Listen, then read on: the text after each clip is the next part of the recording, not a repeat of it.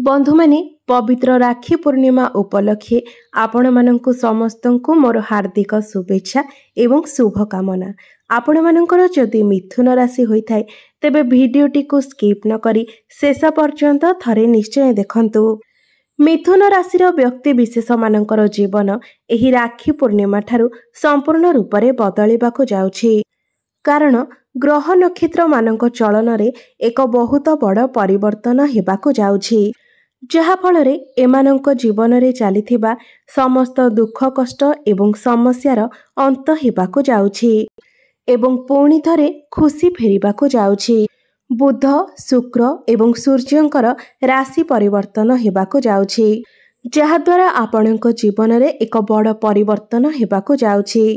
आपणक जीवन रे चलीथिबा समस्त दुख कष्टर अंत हेबाकु जाउछि। पुनर्बार आपणक जीवन रे खुशी फेरिबाकु जाउछि। तेबे आसंतु जानिबा आपणक जीवन रे कौन सबु बड़ परिवर्तन हेबार अछि। तो एहा पूर्वरु जदि आपणकर मिथुन राशि होई थाए तेबे भिडियोटी को लाइक करी चैनल टी को सब्सक्राइब करि दियंतु एवं कमेंट बॉक्स रे जय श्री जगन्नाथ निश्चय लिखंतु। बंधु माने पूर्वरु आपणकर स्वास्थ्य समस्या देखा जाउथिला, धन जनित समस्या लागी रहुथिला। आपण ऋण नेइथिले किंतु ऋण सुझी पारु नथिले, ऋणर भार आपणक उपरे बढ़ी जाइथिला। गृह परिवार रे खुशीर वातावरण नथिला। शिक्षा क्षेत्र रे विभिन्न प्रकारर समस्या देखा देउथिला। आपणकर अननेसेसरी खर्च हेउथिला। समाज रे आपणकर मान सम्मान कमी जाइथिला। आपणको चाकरी प्राप्ति होई पारु नथिला। संतान संतति को नै चिंतित रहुथिले एवं व्यापार रे मध्य आपणकर लॉस हेउथिला। प्रेम जीवन रे मध्य समस्या देखा देउथिला। तेबे एभली जहा भी किछि समस्या आपणक जीवन रे चालुथिला ताहा एबे दूर हेबाकु जाउछि। आपणक जीवन रे पुणी थरे खुशी फेरिबाकु जाउछि। आपणक जीवन रे नूतन सूर्योदय हेबाकु जाउछि। बंधु माने शुक्रंकर राशि परिवर्तन हेउछि। शुक्र हेउछंती धनर कारक ग्रह। शुक्रंकु माँ लक्ष्मींकर स्वरूप बोली मध्य माना जाइथाए। बंधु माने शुक्र आपणकर द्वितीय भावरे थिले, मात्र वर्तमान शुक्र आपणकर तृतीय भावको चलन करिसेंती एवं राखी पूर्णिमा परे शुक्र आपणकर चतुर्थ भावको चलन करिवे। सेथिपाई पूर्वरु आपणकर धन जनित समस्या लागी रहुथिला, धनरे व्यय घटुथिला। कारण शुक्र आपणकर अष्टम भावको देखुथिले, मात्र वर्तमान शुक्र आपणकर तृतीय भावरे बसी आपणकर भाग्य भावको देखुछंती।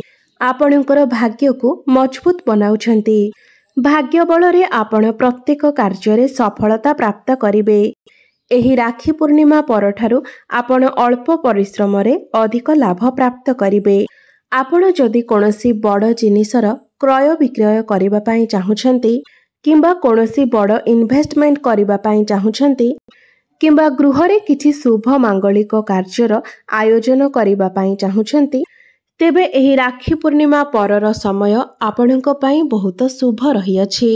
आपण ताहा निश्चित भाबरे करि परिबे एवं बुध मध्य जहांको कि नारायणंकर स्वरूप बोली माना जाय थाए, बुध एवं शुक्र एकत्र रही आपणकर तृतीय भावरे लक्ष्मी नारायण राजयोग सृष्टि करुछंती एवं आपणकर भाग्य भावको देखुछंती। एही समय रे आपण कोनोसी धार्मिक स्थान को यात्रा करि पारंती। आपणकर मन धर्म आड़को अग्रसर होई पारे। व्यापार वाणिज्य रे आपणकर बहुत अधिक उन्नति होई पारे। आपणकर डेली इनकम रे वृद्धि आसी पारे, कारण बुध हेउछंती व्यापारर कारक ग्रह। एही समय रे आपणकर कम्युनिकेशन स्किल बहुत भल रहिबो। आपण एही समय रे छोट मोट जागा को यात्रा करि पारंती।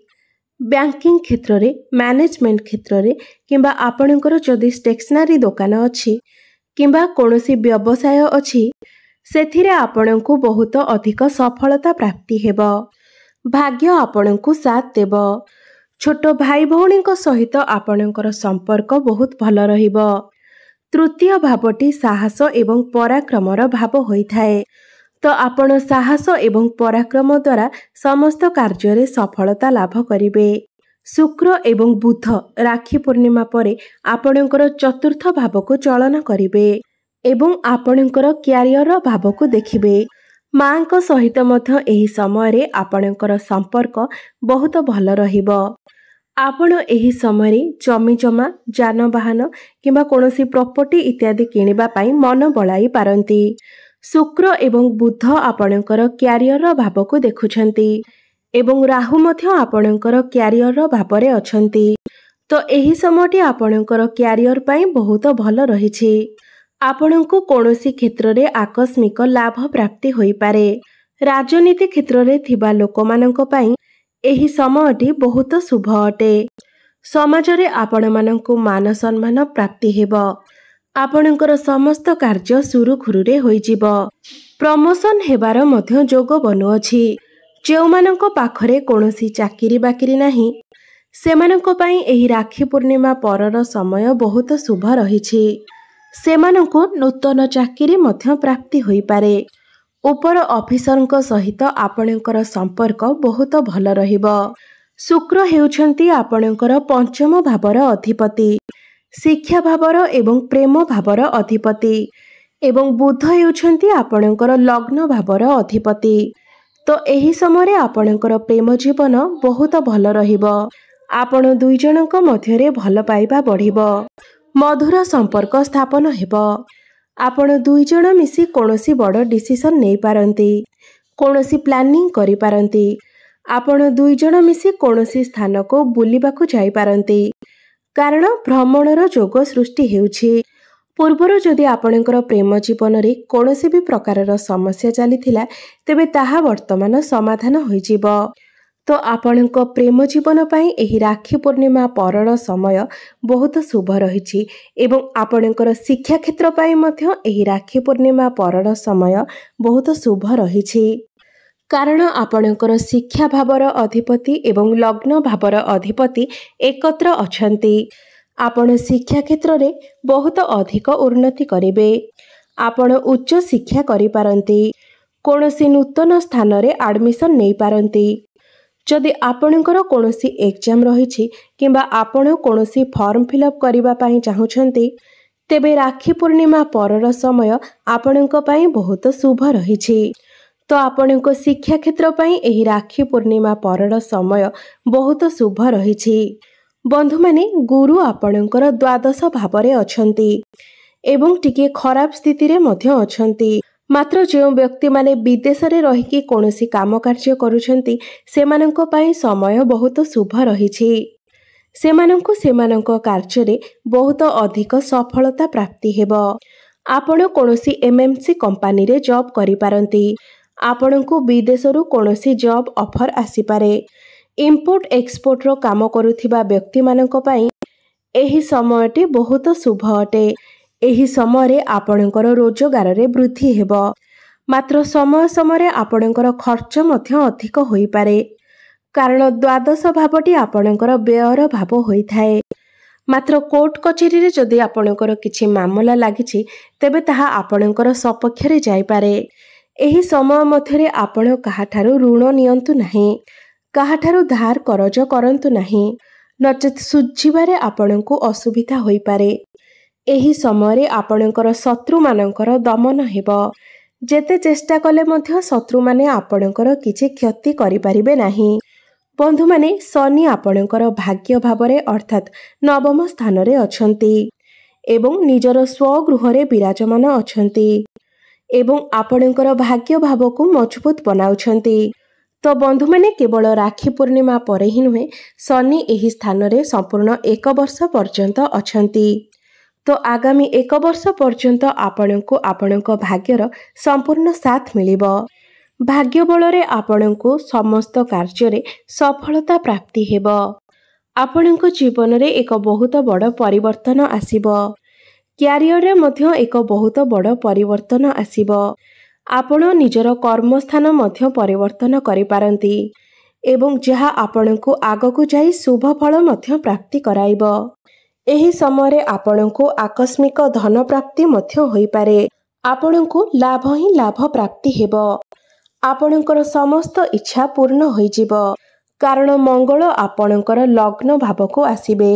ମଙ୍ଗଳ ହେଉଛନ୍ତି ଆପଣଙ୍କର ଲାଭ ସ୍ଥାନର ଅଧିପତି, ଇଚ୍ଛା ପୂର୍ତ୍ତି ଭାବର ଅଧିପତି ଏବଂ ଏହି ସମୟରେ ଆପଣଙ୍କୁ ବଡ଼ ଭାଇ ଭଉଣୀମାନଙ୍କର ସପୋର୍ଟ ମିଳିବ। ଗୁରୁଜନମାନଙ୍କର ଆଶୀର୍ବାଦ ପ୍ରାପ୍ତି ହେବ। ଆପଣଙ୍କର ବ୍ୟାଙ୍କ ବାଲାନ୍ସରେ ମଧ୍ୟ ବୃଦ୍ଧି ହେବ। ଦ୍ୱିତୀୟ ଭାବଟି ଧନର ଭାବ ହୋଇଥାଏ।